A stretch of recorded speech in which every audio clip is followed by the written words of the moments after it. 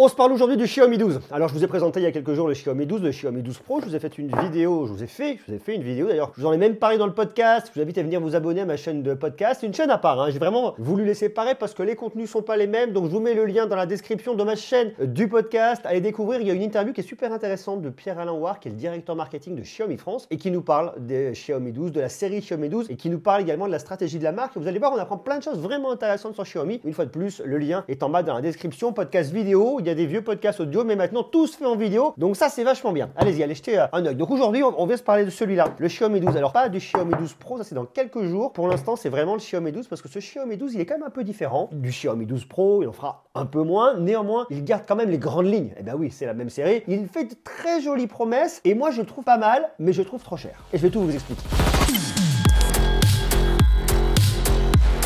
Ah, Xiaomi, tu nous régales, Xiaomi, tu nous fais rêver. Les prix un petit peu moins, on est quasiment à 900 €. On est à, je l'ai noté là, 899,90 € sur une version 8 Go de RAM, 256 Go de stockage. Donc bon, pourquoi pas, on me dira un prix comme ça me convient, c'est intéressant, c'est du haut de gamme, Xiaomi augmente sa gamme, même s'il est très évident que ça ne sera pas le smartphone, celui-là, ou même le 12 Pro, qui se vendra le plus. Les smartphones qui se vendent le plus, on va se parler de la gamme Redmi Note, on va se parler des Redmi, plus du Redmi Note, je pense, Redmi Note 11, je t'en ai d'ailleurs déjà parlé de ces smartphones-là. Les smartphones qu'on va retrouver aujourd'hui, les Xiaomi 12 et Xiaomi 12 Pro, surtout Xiaomi 12 aujourd'hui, c'est plus des smartphones d'image pour montrer que la marque innove, que la marque sait faire du très haut de gamme et sait se mettre à la hauteur de tous les autres, clairement. Au niveau du tarif aussi. Alors à 900 €, je vous explique moi ce qui se passe. Je trouve qu'on a un très bel écran. Ça, il n'y a aucun souci là-dessus. J'adore l'écran, je trouve bien maîtrisé, légèrement incurvé sur le côté. Il y a un côté très immersif. Il y a un très beau boulot qui a été fait par la marque là-dessus. Ça me va bien pour venir scroller, pour venir naviguer, pour venir faire tout ce que vous voulez. On a un truc qui est réactif, qui est beau, qui marche bien. On est sur du 120 Hz adaptatif, ça aussi ça me convient plutôt bien et je m'y retrouve bien. L'expérience logicielle elle me convient bien, c'est du MIUI 13 basé sur un Android 12, ok,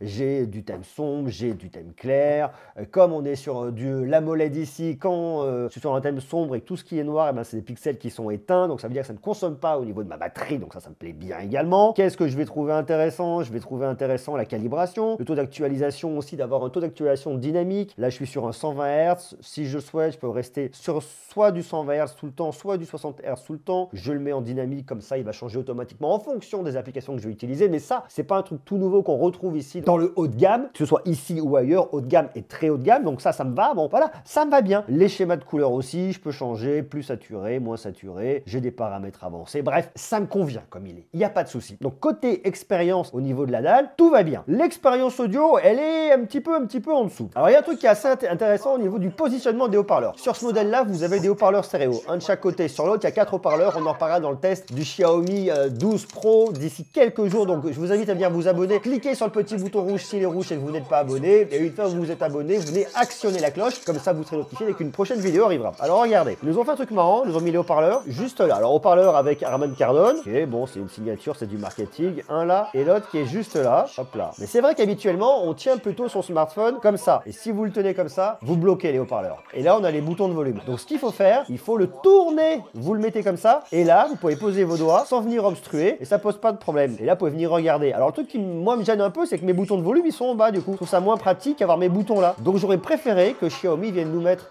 ces petits haut-parleurs sur le haut, qu'on me l'inverse par rapport à l'infrarouge, vous voyez, de ce côté-là, et qu'on me l'inverse par rapport au tiroir de carte SIM ici. J'aurais trouvé ça beaucoup plus malin. Donc je trouve que l'emplacement est pas dingue. Déjà, il y a un petit truc, et en plus de ça, alors ça, c'est juste une habitude. Moi, je suis habitué, lorsque j'ai un smartphone comme ça, alors il y a un petit déséquilibre, hein, c'est normal, d'avoir mon haut-parleur principal qui se situe là, avec le meilleur spectre, avec un son un peu plus grave, et ici c'est un peu plus médium. Là, c'est un peu inversé, parce que je mets dans l'autre sens. Bon, c'est du point de détail, vous me direz. Et il y a un autre truc que j'aime pas trop de ce côté-là, c'est comme j'ai inversé, et ben je sens mon bloc photo ici, là, dans ma main, à l'intérieur de la paume de ma main, et je tiens un peu moins bien, et ça me plaît moins. Donc ça, c'est pour l'idée d'avoir positionné les haut-parleurs comme ça, je trouve que c'est pas dingue. Et puis il y a un autre truc, c'est que je trouve que le son est quand même assez médium, hein. Voilà, là je le pousse à fond, regardez, je le trouve vraiment médium. Alors on se dit je vais le baisser, j'aurai moins de médium.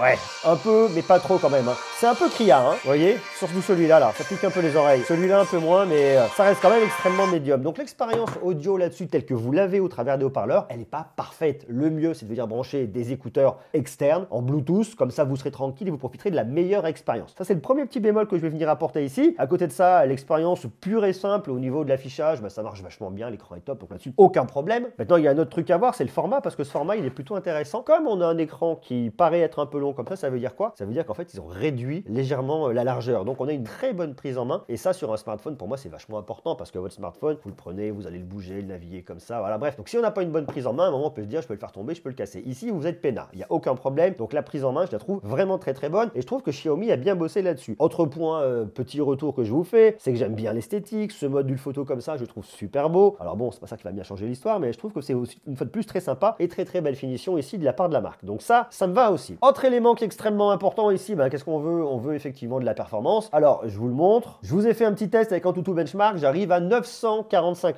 099, ce qui me le positionne quand même vachement bien. Alors ici il faut savoir qu'on est sur un Snapdragon Gen 1, Gen 1 comme on veut, et qui lui confère beaucoup de puissance. Donc vous aurez tout ce qui convient ici pour venir jouer à des jeux. N'importe quel jeu sur Android, ça ira. Aucun problème. Donc si vous êtes gamer, si vous êtes gameuse, si vous voulez un smartphone qui tartine et qui avance du feu de Dieu, vous pouvez y aller là-dessus, il n'y a absolument aucun souci. Ils ont vraiment prévu le truc qui marche et qui va très bien. Donc ça c'est très cool. Alors vous savez, il y a un truc qui est intéressant au niveau des smartphones, c'est comme ils aiment bien faire des gammes, il faut des différences entre les produits. Il faut forcément différencier le Xiaomi 12 du Xiaomi 12 Pro, même si dans l'ensemble, ils se ressemblent quand même beaucoup. Mais il faut des différences. Différence au niveau de la taille de l'écran, différence au niveau de la batterie, au niveau du bloc de charge, au niveau de la photo. Alors la différence au niveau de l'écran, c'est du combien? C'est du 6,73 sur le Pro contre du 6,28 ici. Il y a une différence, attention quand même, il y a quand même une différence. La batterie c'est minime. On se parle de 4600 mAh sur le modèle professionnel versus 4500 mAh. Autant vous dire que il y a quasiment pas de différence, ce sont quasiment les mêmes tailles de batterie, donc ça va pas changer grand chose. Par contre, il y a une différence qui sont venus opérer qui moi me fait râler. Alors je vous le dis très clairement, je suis hyper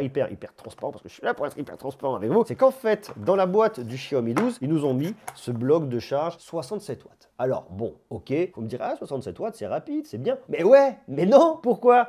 Parce que dans le modèle professionnel, on a un bloc de charge de 120 watts. Pourquoi est-ce qu'aujourd'hui, sur un smartphone que je vais payer quasiment 900 €, je vais avoir un bloc de charge où on va m'emmener à l'économie? Parce que c'est là, c'est vraiment aller à l'économie. Il faut cette différence dans la gamme, et ça me fait râler. Alors, je vous explique pourquoi. Parce qu'en fait, l'année dernière, souvenez-vous, avec le Xiaomi 11T Pro, Xiaomi nous avait sorti un smartphone haut de gamme, c'est pas du milieu de gamme, c'est plutôt du haut de gamme, avec un bloc de charge 120 watts, mais qui était quand même beaucoup moins cher que le Xiaomi 12 aujourd'hui. Sauf que pour aller, j'en sais rien, je sais pas si c'était 600 ou 650 €, je vous dirais une bêtise, on avait un bloc de charge 120 watts. Aujourd'hui, j'ai un smartphone à 900 € et je n'ai pas de bloc de charge 120 watts. Alors je sais pourquoi ils font ça, parce qu'il faut bien en mettre un peu plus dans le modèle Pro. Si vous avez le même bloc de charge dans le Xiaomi 12 que dans le Xiaomi 12 Pro, ça marche plus. Enfin, j'en sais rien. Alors je suis d'accord, 67 watts, c'est quand même rapide, ça va bien, mais on parle presque du simple au double, quoi. Enfin, il y a un moment, ça me va pas. Je comprends une différence de batterie, je comprends une différence de taille d'écran, je comprends une différence au niveau de la photo, mais un bloc de charge, sérieusement. Donc ça m'embête un petit peu et je dis, oh, bon, après, franchement, si vous voulez l'acheter à 900 €, soyez tranquille, la recharge 67 watts, ça va vite. Après, il faut savoir que vous avez exactement la même recharge sans fil, 50 watts d'un côté et de l'autre, et la même charge inversée. Donc ça ira très bien, il n'y aura pas de souci non plus. Après, il y a un autre truc qui me fait râler. Alors, je vous explique pourquoi, c'est au niveau de la config photo. Alors,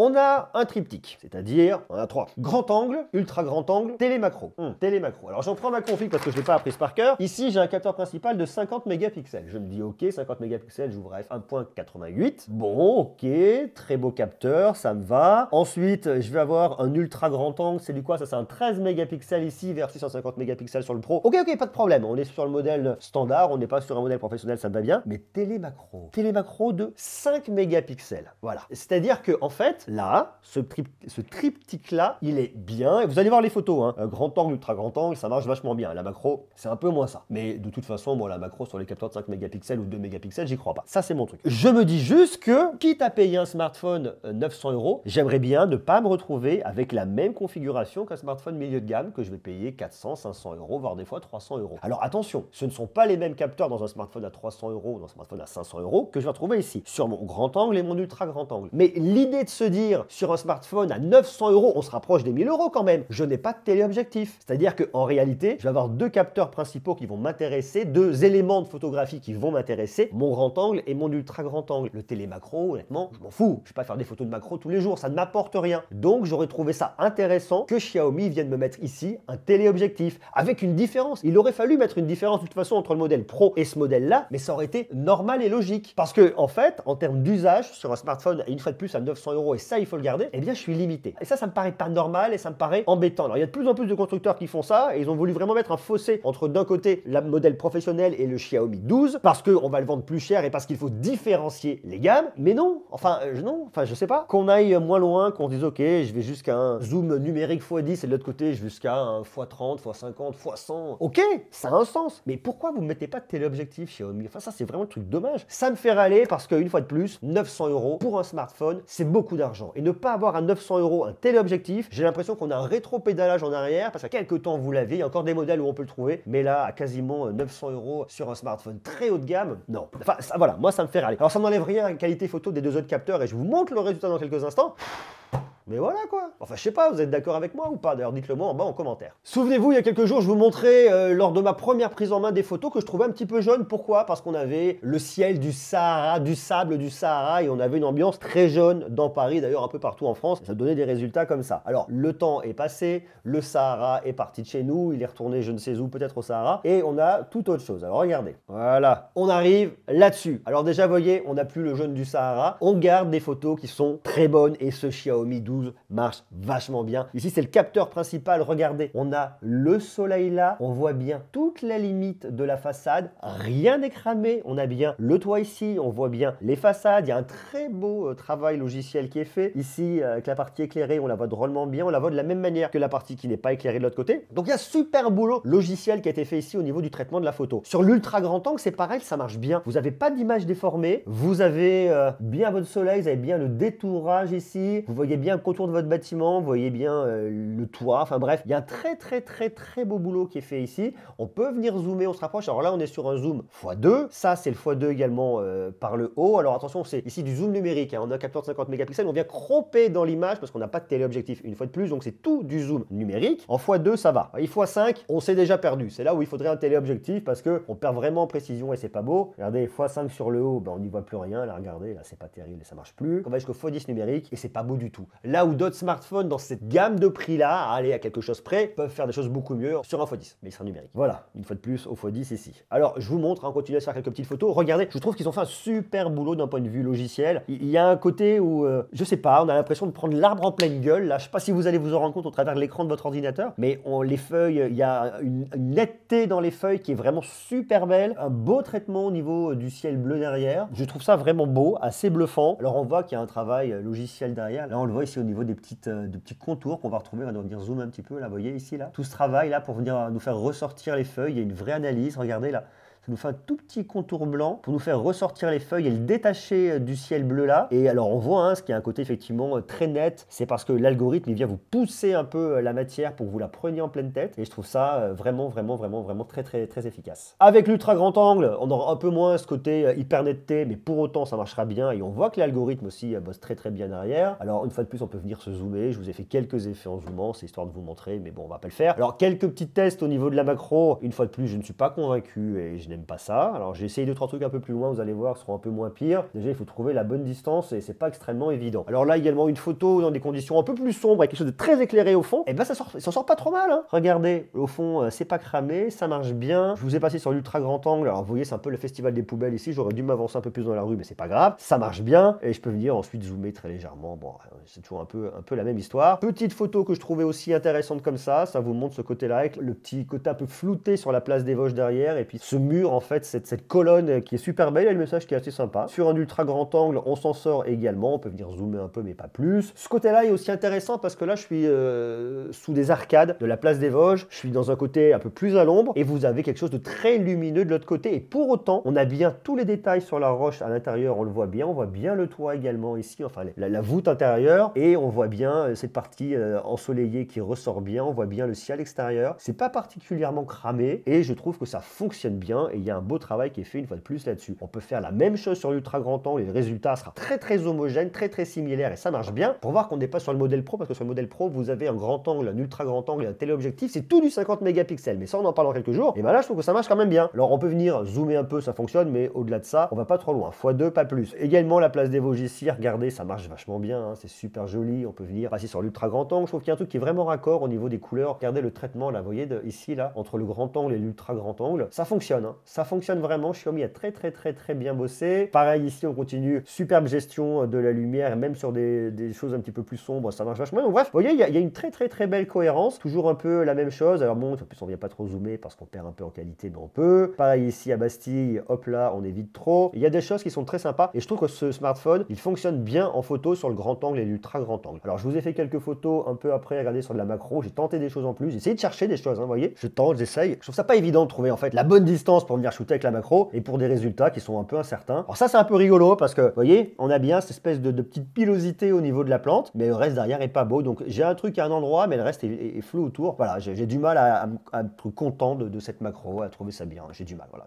C'est pas mon truc. Hein. Je me rappelle que ça sert à rien. Il n'y a pas réellement d'usage. Voilà, je vous ai pris quelques petites photos en plus pour vous montrer. Puis on sort des photos de nuit. Alors les photos de nuit sont intéressantes aussi parce que je trouve qu'ils marchent pas mal dans l'ensemble. Il est quand même plutôt bien. Il y a un beau traitement logiciel derrière. On a un bon capteur, ça marche bien. Sur le grand angle, sur l'ultra grand angle, c'est pas ouf. Ça devient imprécis, c'est pas parfait, mais ça c'est normal un petit peu. On peut venir zoomer légèrement, mais pas trop. Regardez, je me remets ici sur mon capteur principal, sur mon grand angle en conditions de nuit. Ça va plutôt pas mal. L'ultra grand angle, on oublie. Et là, c'est pareil. Je trouve que mon grand angle, il est pas mal. Regardez là, mes lumières, la gestion, elle est plutôt bonne ici au niveau de mes belvédères, au niveau des fenêtres, au niveau du ciel. Alors, on est sur une nuit qui se couche. Attention, il doit être 20h, un truc comme ça. Mais ça marche bien. L'ultra grand angle, c'est imparfait. Mais je trouve ça quand même pas mal. Regardez dans l'ensemble là. Il me ressort même un petit peu de détail au niveau des arbres que vous avez là, au niveau des branchages. Donc non, il y a un boulot qui est intéressant et qui est bien maîtrisé, une fois de plus, de la part de Xiaomi ici. On a un truc qui est intéressant. De jour, grand angle, ultra grand angle. La nuit, grand angle. Toute la partie photo vidéo, je la consacrerai davantage au test de lui là, le Xiaomi 12 Pro. Donc on en reparlera dans quelques jours. Je vous invite une fois de plus à venir vous abonner parce qu'on a à peu près la même idée d'un point de vue logiciel de ce qu'on peut venir faire. On aura une petite différence au niveau du capteur, mais en termes de vidéo, vous regarderez surtout ce qu'on peut faire avec le Xiaomi 12 Pro. C'est là que ça sera le plus intéressant si vous avez en usage de la vidéo pour faire de la création ici et ça. Vous voyez déjà que ce qu'on a ici au niveau de la photo est quand même plutôt pas mal, même si ce côté téléobjectif manquant me fait extrêmement râler. Après, vous avez un smartphone qui est extrêmement complet. On a du Wi-Fi 6, Wi-Fi 6E, du NFC, on a une double carte SIM 5G ici. Donc moi, je le trouve pas mal. Qu'est-ce qu'il raconte et à qui il est destiné, ce smartphone? Et c'est ça qui est intéressant, en fait. C'est vraiment l'idée de se dire, OK, en termes de tarifs, j'ai 200 € d'écart entre le Xiaomi 12 et le Xiaomi 12 Pro. Alors 200 € c'est beaucoup d'argent. C'est une certitude. Mais quand je suis ici à 899,90 € et que ici, je suis à combien? Très précis, 1099,90 €. Bon, en gros, je suis à 900 et je suis à 1100 €. J'ai 200 € d'écart entre ces deux smartphones. Et je me dis que ça représente beaucoup d'argent. Il y a deux choses. Est-ce que ça vaut le coup de mettre 200 € tout de suite plus ici? Et bien, on regardera le test d'ici quelques jours. Et le deuxième point, c'est est-ce que ça vaut le coup d'attendre un peu que les prix baissent un petit peu pour venir se positionner sur un de ces smartphones un peu moins cher. Ça peut aussi valoir le coup. Vous voyez, ça dépend si vous devez changer tout de suite à l'instant T ou si vous avez encore un petit peu de temps. Si vous voulez changer tout de suite à l'instant T, je vous mets le lien dans la description. Allez-y et faites-vous plaisir. Donc bon, ce smartphone, il va être destiné à tous ceux qui veulent un bel écran pour le multimédia. C'est pas l'écran le plus grand